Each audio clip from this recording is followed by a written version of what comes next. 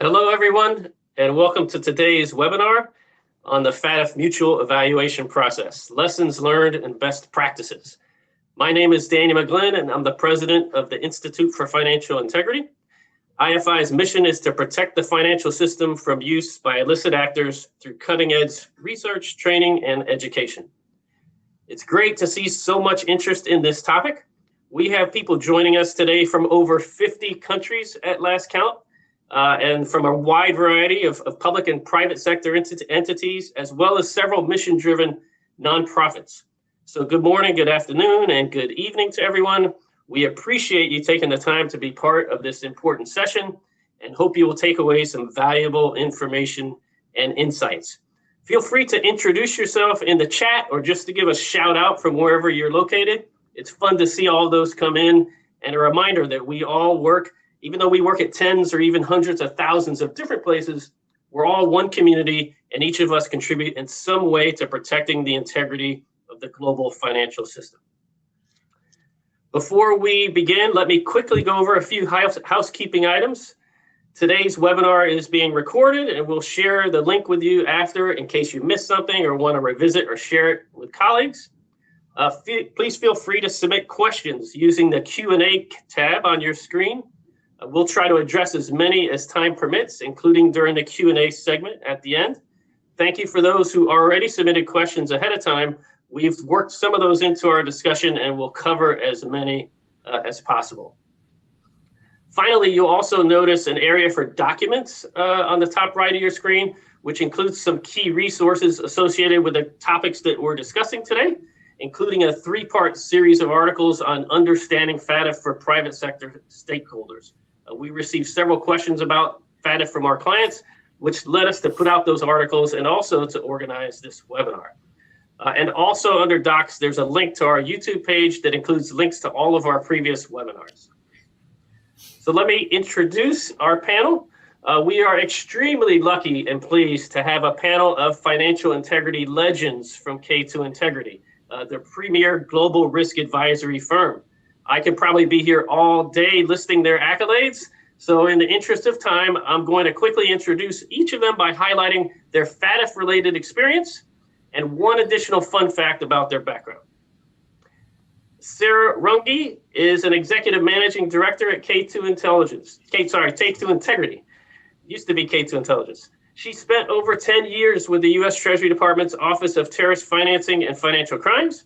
And for more than half of her time there, she was a senior member of the U.S. delegation to FATF, including serving as the lead negotiator on changes to the FATF standards on beneficial ownership, correspondent banking, cross-border information sharing, and nonprofit organizations. I also learned recently that after Sarah spent many years and lots of blood, sweat, and tears at Treasury trying to get the CDD rule across the finish line, it was ultimately finalized and published on her birthday. What a great birthday present to remember, Sarah. Alain Demay is an executive managing director and head of K2 Integrity's office in Riyadh, Saudi Arabia, where he advises countries in the Middle East region as well as in Europe. He previously was an inspector general of finance in the French Treasury, and he represented France in the FATF for many years, then went on to the World Bank to create the AML-CFT program of the bank after the 9/11 attacks, and later became the executive secretary of FATF. Fun fact about Alain, he participated in not only multiple FATF assessments, but he's the only person I know who has actually led a mutual evaluation of both the United States and the United Kingdom. Mariano Federici is a senior managing director at K2 Integrity. He's also the former head of Argentina's financial intelligence unit and the chair of the Egmont group of FIUs.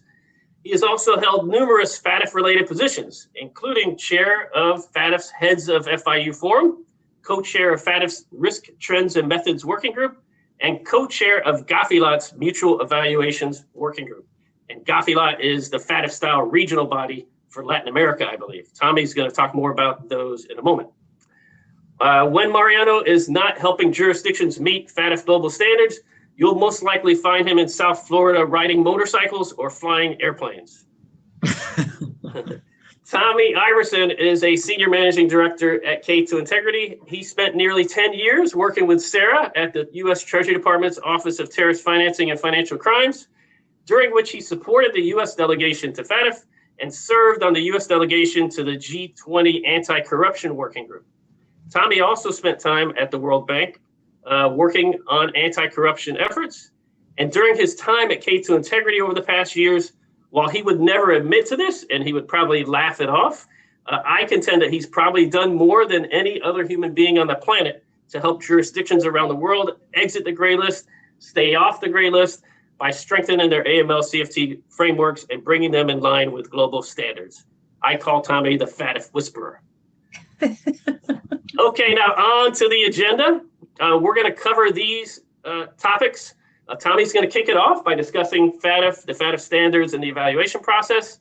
Next, Alon will explain why countries end up on the FATF gray list and what's also known as the ICRG process and the implications for the financial sector.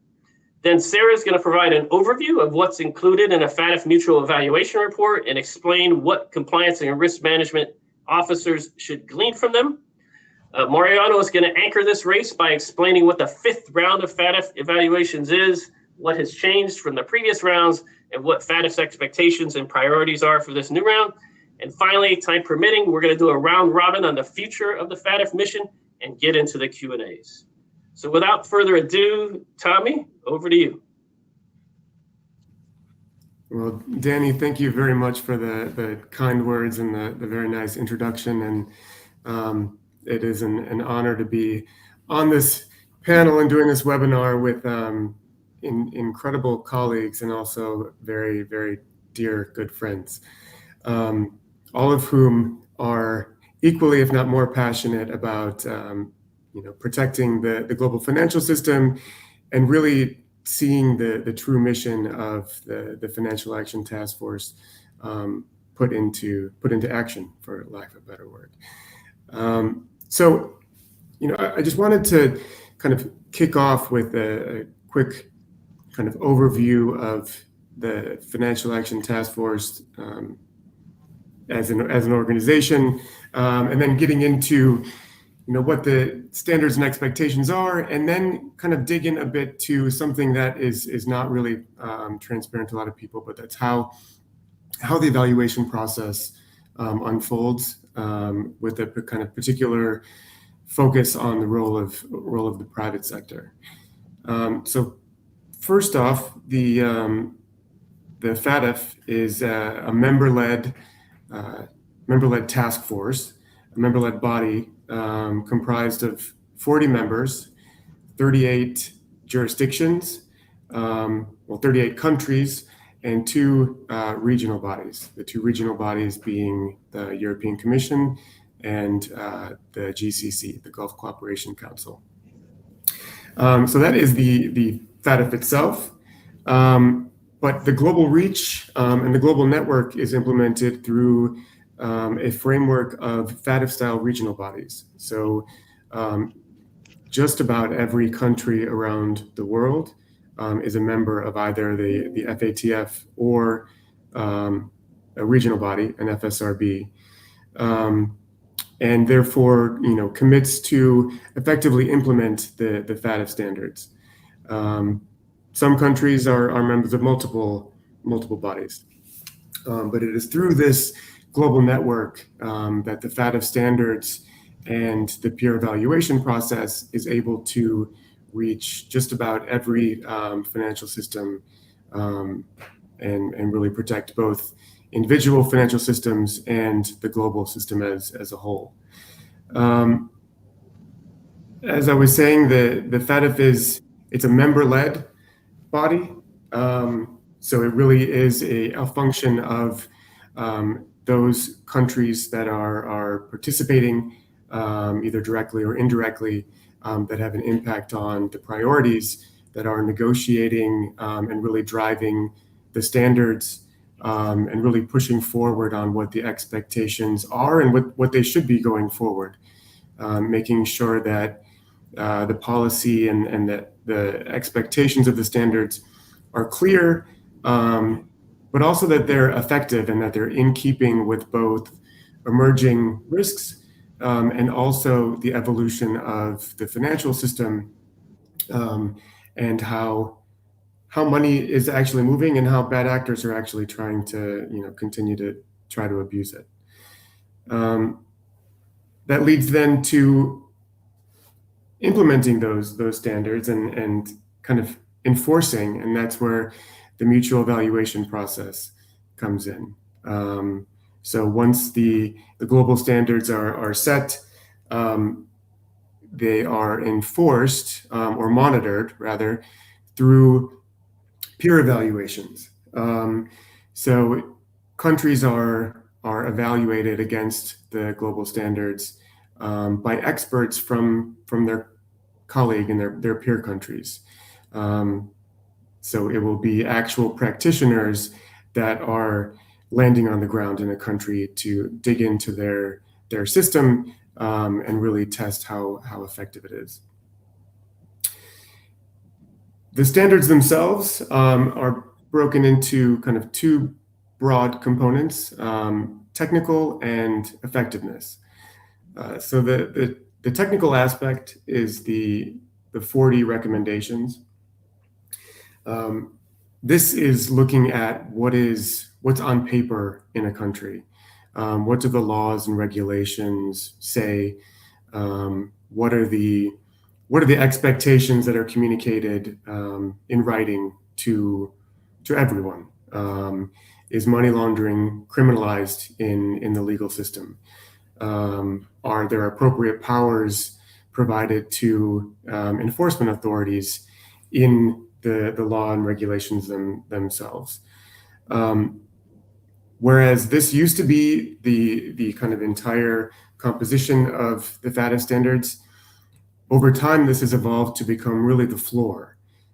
So what's in writing, what the laws that are in place, the technical aspects today are really the starting point. It's assumed that at this point, every country has comprehensive and sufficient laws. They have clear and comprehensive regulations that really cover all aspects of the requirements. What everyone is now more interested in, and what is more important, and the focus is, what are the outcomes of that system? So you have 40 recommendations that cover every aspect of an AML, CFT, and counterproliferation framework, from money laundering investigations to supervising banks to the preventive measures implemented by financial institutions, as well as designated non-financial businesses and professions. But then the measure is looking at the 11 immediate outcomes. And so this is really organizing the entire AML CFT framework into the 11 areas of what are the outputs that are expected of an effective framework. How many terrorist financing investigations are actually undertaken, and how many lead to prosecution? How many banks are examined in a year, and what are the enforcement actions taken for deficiencies and penalties in those areas? And then most importantly, what's a country's understanding of its risk across all areas of financial crime, at a national level and then at a sectoral level. So that's kind of the breakdown of what the standards are and what the global expectations have become at this point. And then again, as I was saying, to monitor how well countries are doing around the world, that's where the mutual evaluation process comes in. So a quick run through the timeline, because I think everyone sees when a mutual evaluation report is published, but what may not be appreciated is how much goes into that and how early it actually starts. So just to assume, let's say, a start date of July 2026. So in about a month, let's say that we're a country and we're going to start preparing for our mutual evaluation. We start communication with the FATF in July. In October, we actually have to write down all of our technical compliance. So we have to describe how our laws and regulations answer the bill across all of the 40 recommendations and submit that to the FATF for their review of our legal framework.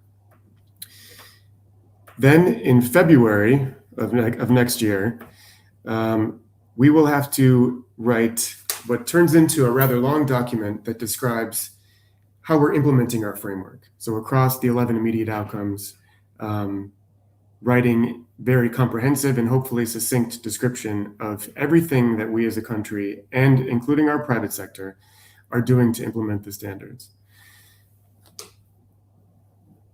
Then next June, so June of 2027, we would have our on-site. So this is when the assessment team would actually land here, be with us for about 2.5, 3 weeks, and meet with every relevant government agency and, very importantly, representatives from all of the different private sector components and a representative sample of each of those sectors and subsectors. So that's June of 2027. Then there's a lot of back and forth in the writing and the terms. And then it turns to discussion of the actual report, all of the ratings in front of the FATF. That would be February 2028. And then 2 months later, after it's approved, it would be published.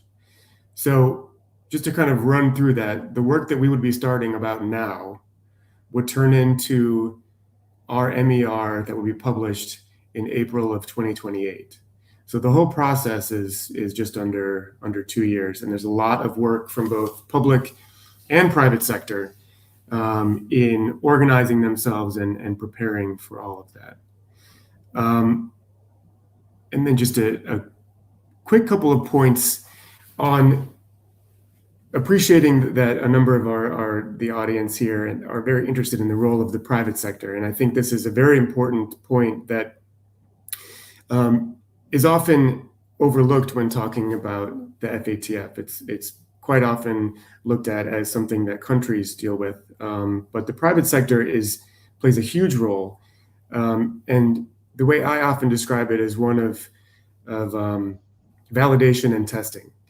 So the assessment team will pore over all of the laws and regulations, all of the national risk assessment, the sectoral risk assessments, all of the guidance documents that are published by financial and DNFBP supervisors.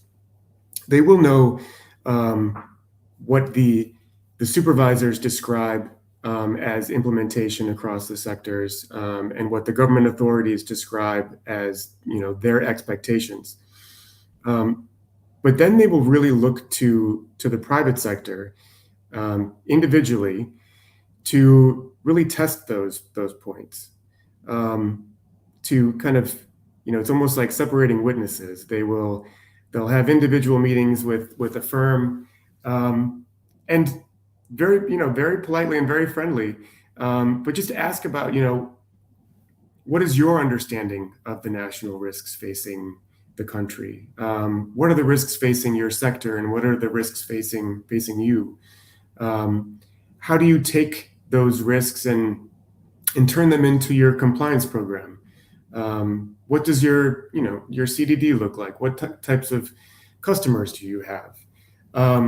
Really just to kind of test, what it is that you see as the risks, as the first line of defense, and how are you mitigating and working to manage those risks and protect the country's financial system. So it's a huge responsibility.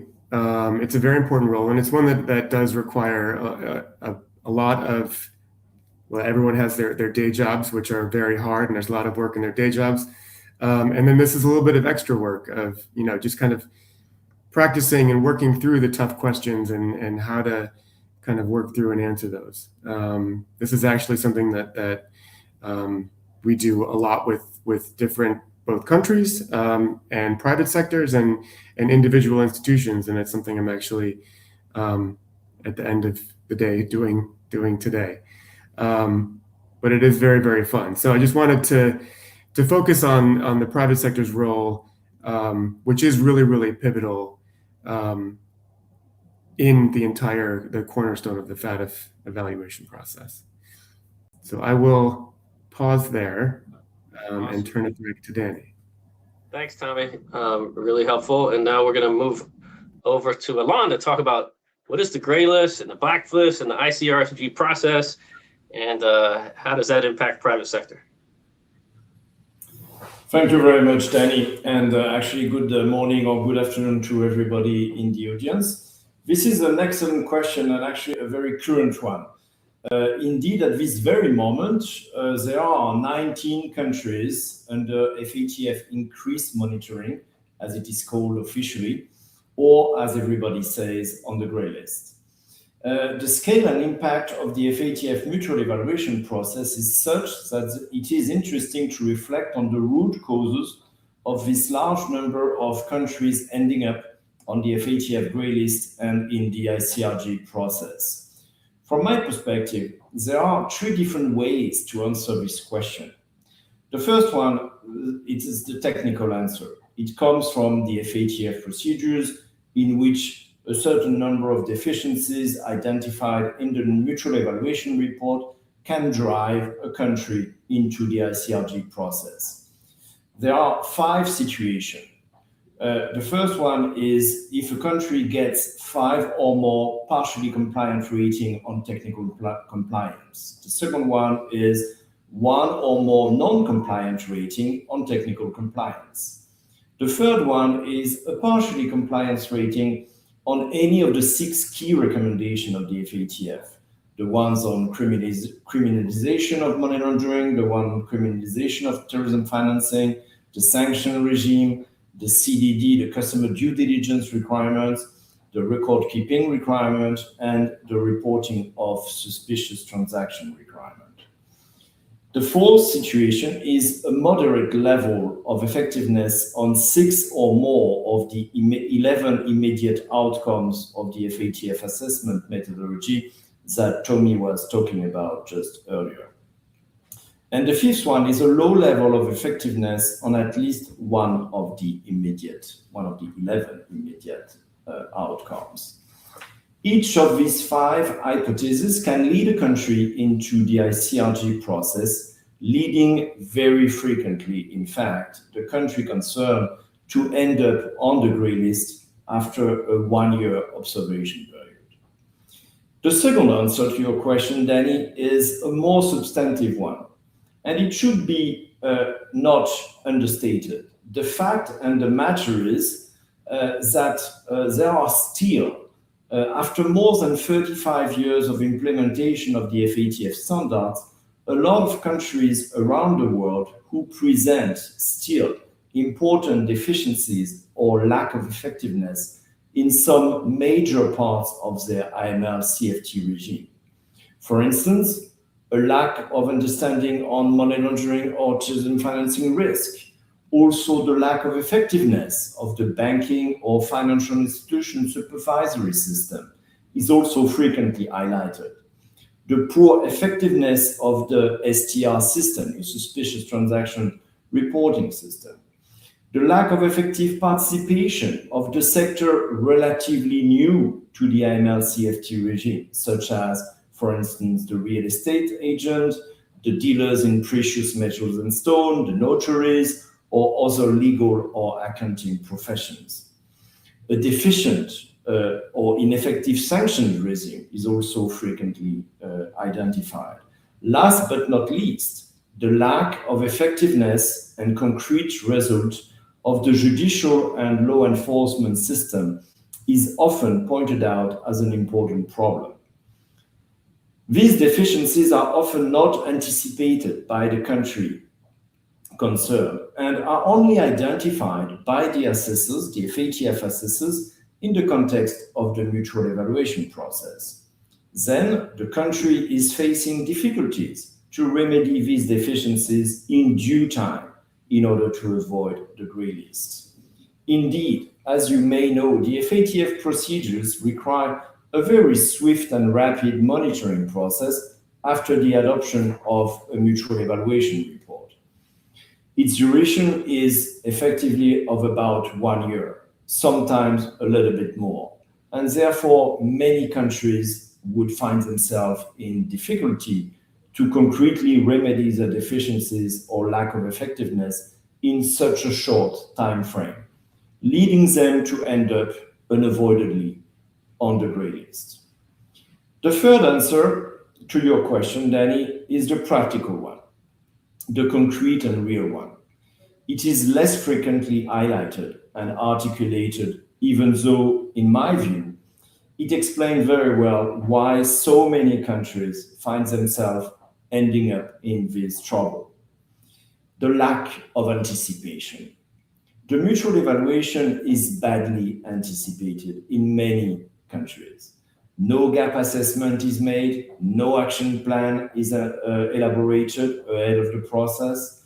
The national risk assessment is often outdated and no new one is being made or prepared. And the national strategy is often far from being up to date.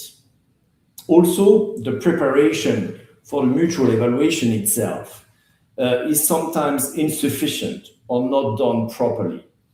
Some countries think that they will do just fine, using their usual resources to coordinate their work during the mutual evaluation process, where in fact it is a whole new organizational structure that needs to be put in place to face such a heavy process. FATF mutual evaluations are a key moment for every country, where its overall administrative, supervisory, law enforcement, and judicial apparatus, as well as its various private, financial, and non-financial sector, will be closely scrutinized and assessed by external and independent assessors, supported by the strong machinery of the FATF Secretariat. It is very challenging for all countries in the world, and it has to be taken very seriously and prepared in depth, well in advance. In that respect, the key word and the key factor for success in a mutual evaluation, in order to avoid the ICRG process and to avoid the grey list, can be summed up in one word: anticipation. Doing a gap assessment, undergoing a new national risk assessment, elaborating a new national strategy, an action plan, all these elements should be done, or at the very least updated well ahead of any mutual evaluation process. So now you're going to ask me, why should any country do all of that? To avoid the detrimental consequences of being grey listed. And what are these consequences? First of all, they put the reputation of the country concerned at risk. Being grey listed is always a form of failure for any country concerned, even when the damages are in fact limited, even when the listing is accompanied by a formal high-level political commitment by the country to remedy its difficulty. It is in fact bitterly and deeply felt by the country's authorities. So the reputational risk is an important element, and it is resented very much as such. Regarding the private sector now, the risks are potentially quite important. Indeed, even if the FATF in each of its statements makes sure that it is widely understood that the FATF does not call for the application of enhanced due diligence measures against the grey-listed countries, even if the FATF reminds that the standard does not envisage de-risking or cutting off entire classes of customers, but calls only, if I can say so, for a risk-based approach, which is very important. No country on the list is indeed completely safe from overreaction by one or several other countries in the world. Overreactions which could have damaging consequences for the economy of the listed country and or for the business of its financial sectors and non-financial sectors. Overall, due in part to the possible unintended consequences, these processes do create very strong incentive for countries to avoid them or to get out of them as quickly as possible. But again here, the best takeaway for each and every country in the world to avoid the gray list is anticipation and a good and comprehensive preparation in advance of the mutual evaluation process. My last point, very quickly, the list of high-risk jurisdiction subject to a call for action, the so-called blacklist of the FATF. 3 countries nowadays are on that list: Iran, Myanmar, and North Korea. The logic here of this list, contrary to the grey list, is no longer a logic of dialogue, remediation, or cooperation, even though there may be still dialogue going on, but it's more a logic of protection of the international financial system against the damages that these countries could cause. What is being called by the FATF are specific and targeted countermeasures to be taken by all countries around the world against these specific blacklisted countries. And each country listed on the blacklist has its own set of countermeasures adapted to its own situation. The FATF do not hesitate to go into details about these countermeasures to ensure their uniform application around the world and so that they can deliver their full potential. This is, Danny, the remarks that I wanted to make to answer your question. Fantastic. So now I will turn it back to you. Thank you, Alain, and thank you for answering it so thoroughly. And I especially like the practical answer and then summing it up in one word: anticipation. So next I wanted to turn to Sarah. Oftentimes you take a look at these mutual evaluation reports and they're huge. There's so much detail in them. And I know that you've been a part of many of them, both as in the public sector and review them in the private sector. And especially we have a lot of private sector compliance officers in the audience today. What should they make of these mutual evaluation reports? Like what's included in them and what's a compliance or risk officer to glean from them? Thanks, Danny, and thanks so much for inviting me to join this very esteemed panel of really old friends, actually just friends. We don't like to say old in advance of that kind of thing. We've known each other a long time. It's great to be here. And as you said in your introduction, I spent a decade at U.S. Treasury, most of those years representing the U.S. Department of Treasury in the United States at the Financial Action Task Force in some form or fashion, including through the development and defense of the last published mutual evaluation, which was in 2016, which, as Tommy and Alain have highlighted, is a labor of love is maybe the best way to say it, but it's very hard. And fortunately, we have a number of people in this firm who are incredibly skilled at supporting jurisdictions, even removed from the gray list or never getting on it in the first place. But it is an incredibly arduous and labor-intensive process that brings the whole of government together. But as you're working through this within the government, you don't really spend a lot of time thinking about what am I going to do with this when I leave the government. And when I did leave the government and I went to Credit Suisse, a large global bank with branches all over the world and customers all over the world, I was the first person to come forward and talk within the firm about how it is that we could utilize mutual evaluation reports in the first instance to support the bank's compliance program. And the first thing I should say is, and as Alain has said, and Tommy, I think the obvious part that everybody knows is what the requirements are from a regulatory perspective related to FATF mutual evaluations, in that if a jurisdiction is gray listed, or in fact gray listed, but particularly gray listed, which is a list that it changes over time.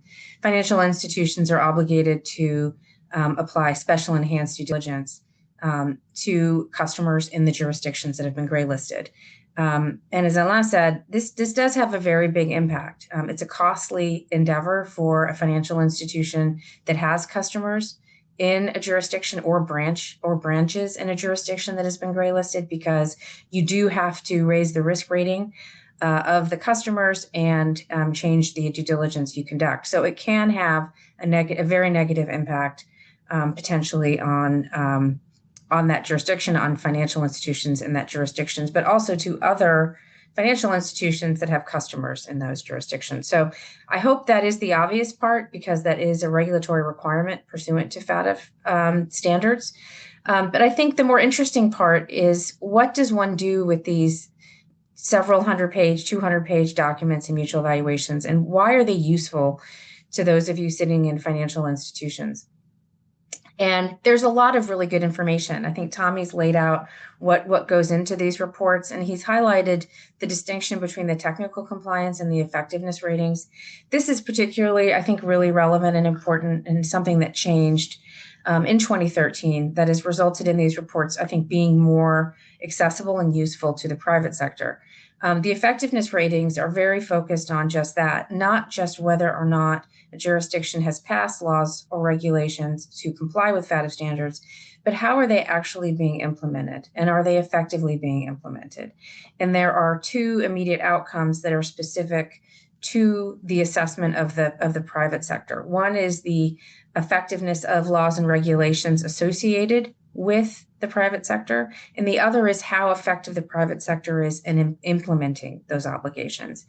And when I was in the private sector at a financial institution, it was the most helpful to look at the effectiveness of a supervisory regime in a jurisdiction where we operated, and how effective the private sector was at implementing the FATF recommendations in that sector to support, ideally, a better understanding of the risk, and potentially a better view or perhaps a lower risk rating for that jurisdiction on the basis of who my customers are and how effectively they've been assessed by the FATF at implementing those obligations.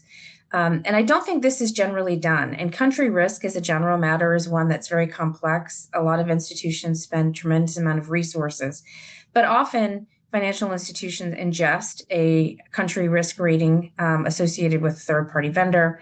But I do think that the FATF reports provide an opportunity to apply a more nuanced approach to country risk, potentially documenting how it is you could lower the risk rating of specific jurisdictions based on a FATF report.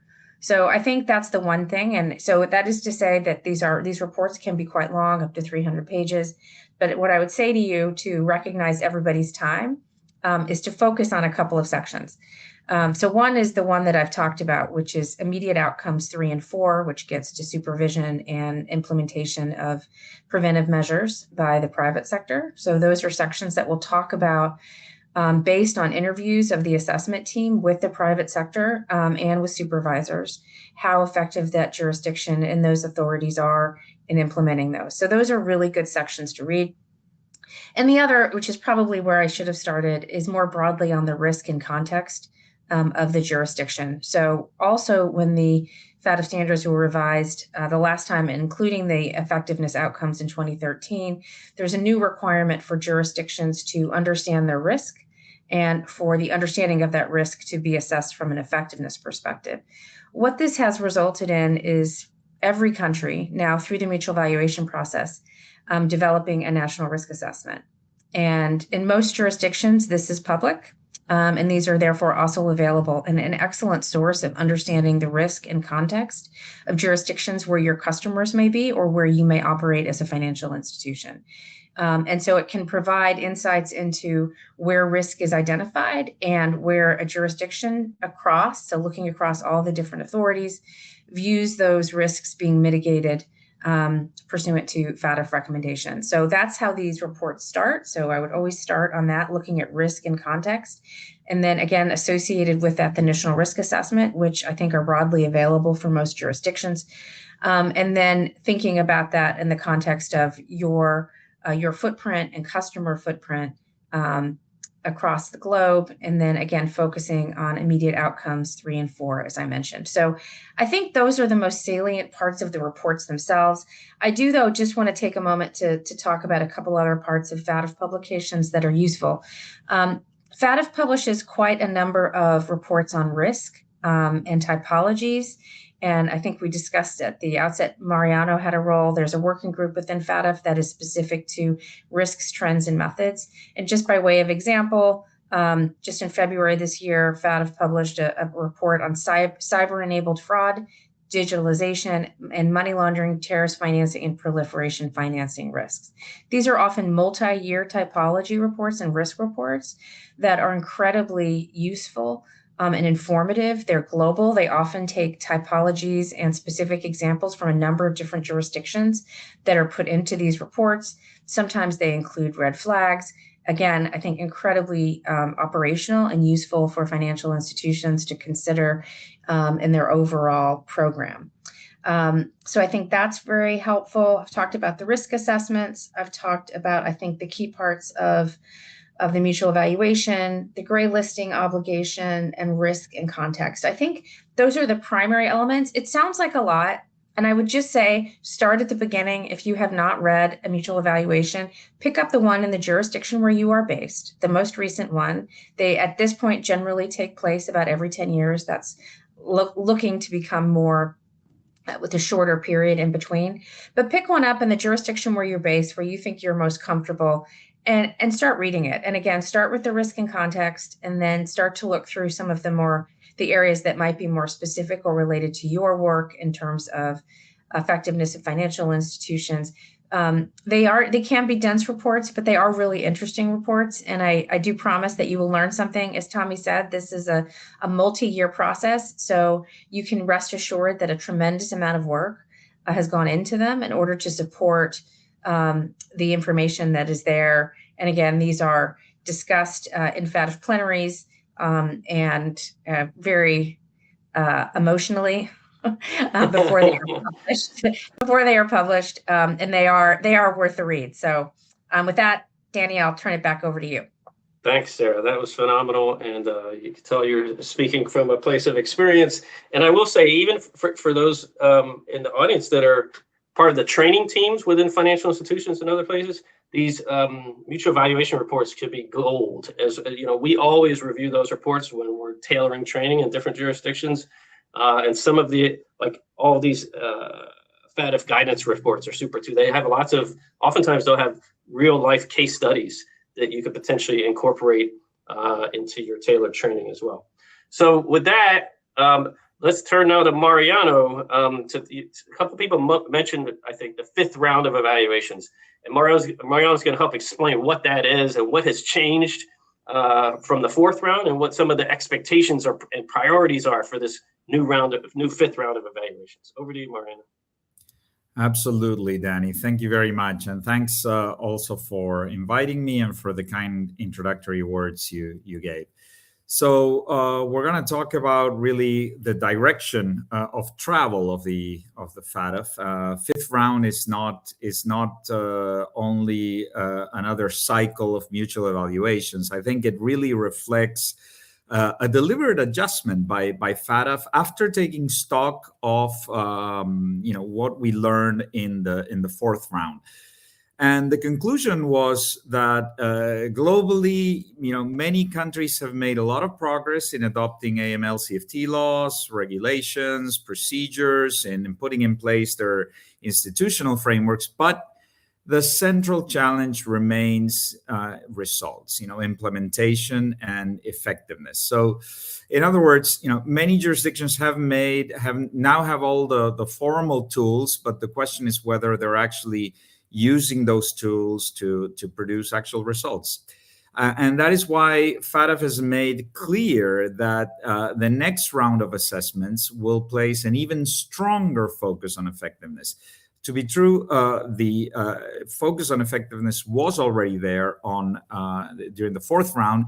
Now it will be even stronger. So countries will need to demonstrate not only that they have enacted the right laws and established the right type of agencies, but that competent authorities are properly resourced, that the system is being used in actual practice, and that it is producing the tangible outcomes in the fight of money laundering and terrorist financing and proliferation financing. So FATF describes mutual evaluations as assessments of a country's actions to tackle money laundering, terrorist financing, and proliferation financing, reviewing both the legal and operational frameworks and whether countries are making good use of the tools at their disposal. So the first point on this slide, is effectiveness. Effectiveness is the foundation for everything else. And the FATF fifth round will continue to ask, does the system work?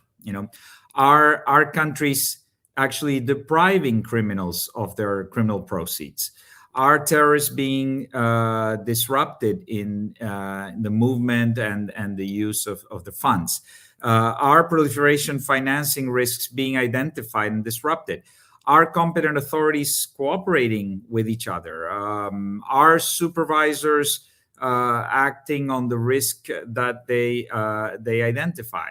Are they managing those risks effectively? Is financial intelligence being appropriately used, or are investigations and prosecutions taking place? And another important issue, are assets being frozen, being seized, or being recovered? We're going to touch on the issue of asset recovery in a second. So this is a very different conversation from simply asking, whether the laws and the regulations exists or whether the institutions are in place. Because a country may have a legal framework that looks strong on paper, but if suspicious transaction reports don't lead to useful intelligence, if investigations don't follow the money, if assets are not being confiscated, then they're going to struggle to demonstrate effectiveness. The second important point is that the fifth round will place greater emphasis on major risks and context. So FATF has specifically indicated that the next round should ensure that countries and assessors focus on the areas where risks are the highest, rather than concentrating on the lower risk areas where it may be easier to show activity, investigations, or conviction. And this is highly significant. It means that countries now need to show that they understand their actual risk profile, not generic risk, not theoretical risk, their real risk. Okay? So if a country's major exposure is, let's say, corruption, for example, or trade-based money laundering, or drug trafficking, or tax crimes, or sanctions evasion, the assessment will look for evidence that the country has actually prioritized those risks in practice. And that means the national risk assessment has to be more than just a document. It must influence policy. It must influence supervision, FIU analysis. It must influence law enforcement priorities or prosecutorial strategies. It must influence also the way the jurisdiction cooperates internationally and the expectations that the private sector has. So this also explains then the item on the slide, understanding risk, including combating the proliferation financing risk, counter-proliferation financing risk. Because in the fifth round, countries will need to demonstrate a mature understanding not only of money laundering and terrorist financing risks, but also of proliferation financing risks. And this includes the ability to understand the exposure to sanctions evasion, dual-use goods, shell companies, trade channels, all issues that may be connected with proliferation financing. This also means, by the way, that the issue of proliferation financing should not be treated as purely a sanction screening exercise. It really requires an understanding of customers, goods, jurisdictions, counterparties, trade patterns, red flags that may be related with this risk. This also brings to another major priority on the slide, targeted financial sanctions, a critical part of the FATF framework already, particularly in relationship to terrorist financing and proliferation financing. Important for the private sector. This is not just about having the screening system in place. It's also about whether the system works. Are the lists being updated promptly? Are the potential matches being reviewed? Are assets being frozen without delay? Those are the kind of issues that are going to be under scrutiny. Another key point is private sector implementation. So one important change in the fifth round is that the FATF will assess the effectiveness of the financial sector and the effectiveness of DNFBPs, designated non-financial businesses and professions, separately.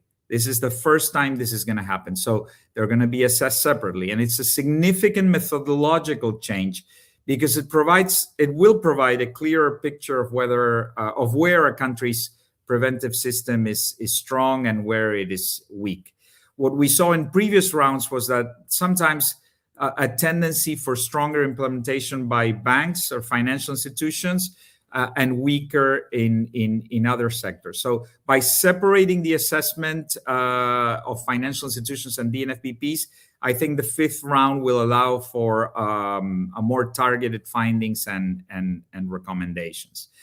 DNFBPs will also receive a sharper attention, particularly important because many sophisticated money laundering schemes depend heavily on non-financial gatekeepers like lawyers, accountants, real estate professionals, trusts and company service providers, dealers in precious metals and stones, and other professional intermediaries. So when the slide refers to DNFBPs, messages that countries can no longer rely on a strong banking sector to demonstrate effectiveness. They also have to address the issue through DNFBPs. A related fifth round priority, beneficial ownership. This will remain one of the most important areas of scrutiny. Misuse of legal persons, legal arrangements remains central, particularly to corruption, tax crime, fraud, sanctions evasion. So the question for assessors will be not simply whether a company registry exists or whether financial institutions are required to collect the beneficial ownership information, but the real question will be whether BO information is adequate, accurate, up to date, and whether it's accessible in a timely manner by competent authorities.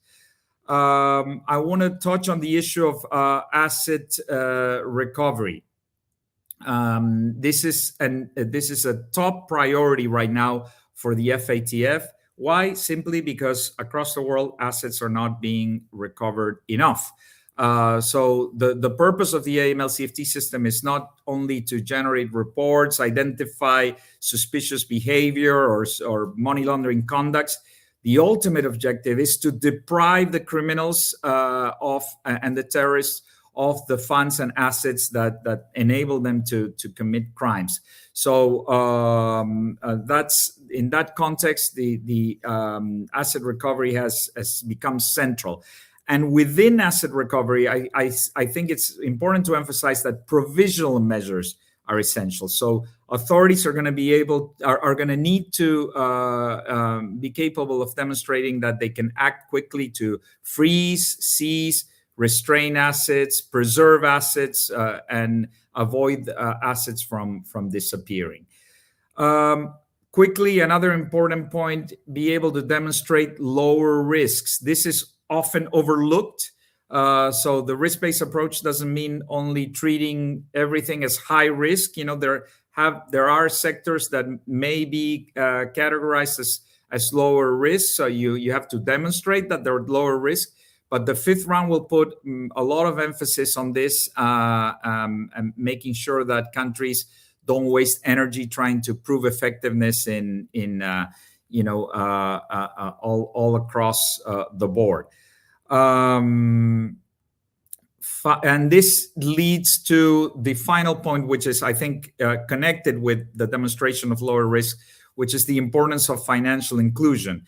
So this is a top FATF priority as well. So FATF has increasingly recognized that financial integrity and financial inclusion should be mutually reinforcing.